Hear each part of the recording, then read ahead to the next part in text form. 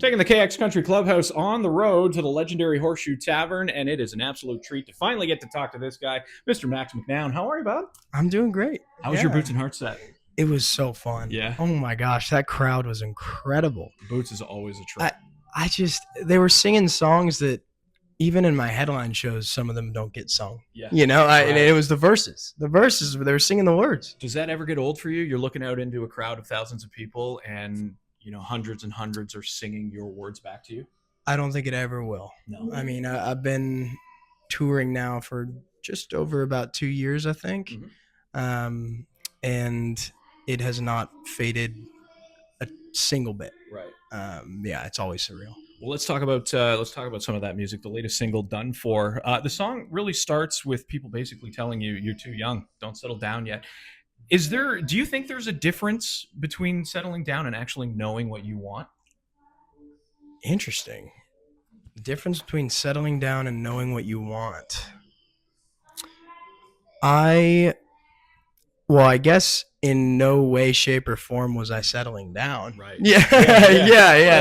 I definitely believe that. I think there's maybe a negative societal connotation behind getting married early because it feels, I think many may feel as though you're throwing away who you are to become one. But in my opinion, it is a stronger bond and a stronger life when you're able to live with a second half. Right. And that's been my experience over the last year of being married. But yeah, that song, I think I did know what I want and I stand by it and I'll stand by it for the rest of my life. But that first line was a little tiny, slightly passive aggressive shot at all the people that said that physically to me in person, that I should look around at what's happening in my life and experiment a little bit more and figure out what's really for me, what's really out there. And I didn't care to figure any of that out because I made my decision. Right. Yeah. If your wife could add a verse to that song, "Done For," what do you think she would expose about you? Oh my gosh. What would she expose? So already she's exposing something. Like the verse isn't like milk toast. It's like she is exposing something. So it would be written from her perspective? From her perspective.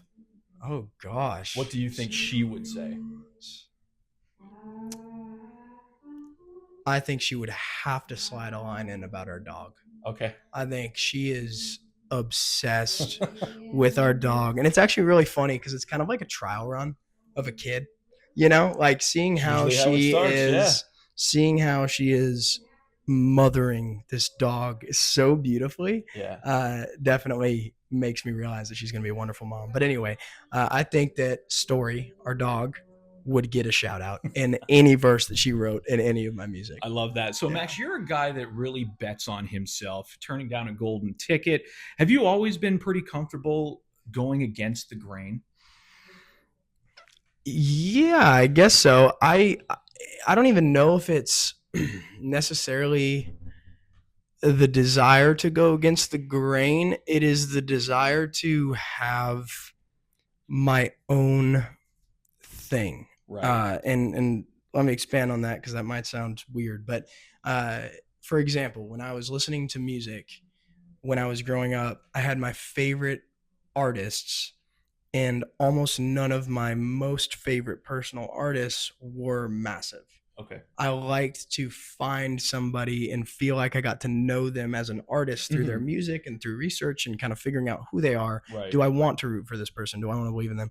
And so like Sam Birchfield is a great example. I listened to him so much and I felt like it was this personal thing for me because music is so personal. Like music can mean so much to you. And so I've always wanted to do my own thing, if that makes sense. And maybe that stems, I'm not a psychologist, so I don't know where that comes from. I don't know where that comes from, but I could speculate and think that maybe it comes from growing up in a very loving but competitive brotherly household, right? Where everything was protect. Right. Like we're kids. Yeah, We're what's fighting. mine We're is wrestling. mine. Yeah, Yeah, what's mine is mine. You exactly. stay away from my Yeah. baseball cards. Don't touch my drum set. Yes. Yeah. I swear you touched my drum set. No, I think that could be part of it. I think I just growing up, it was like I felt as though I wanted to find these things that meant something personally to me and kind of Right. protect them. Okay. So I think that's what it is. And I think that even extending that into my career, I don't necessarily like Done for example.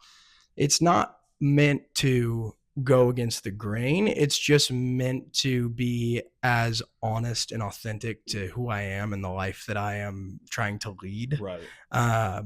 And it's never, I just, honestly, a bit of a fear that I have is that if I continue talking about, and this is a small fear, it's not going to stop me from releasing honest music, but if I continue to write very personal songs, and one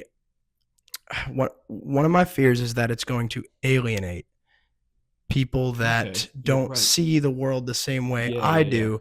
And it's so important to me that my music is made for all people. Right. So I never want it to be shaming or negative towards any other worldview. I just want it to be true to me.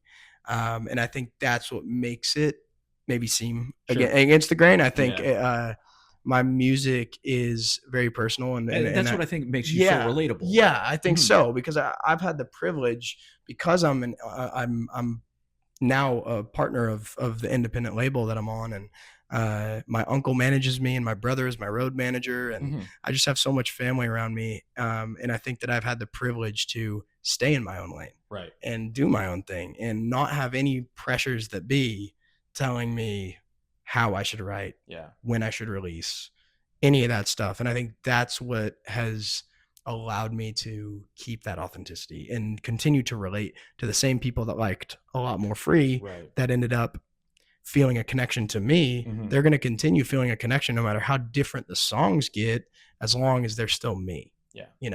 So speaking of staying in your lane and those 2-lane highways, up and down the road, you're on the road a lot. Yes. Give me your favorite gas station snack. Ooh. Oh man.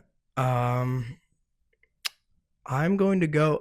This might be a little bit unoriginal, but I'm a big fan of just Ritz peanut butter crackers. What's wrong with those?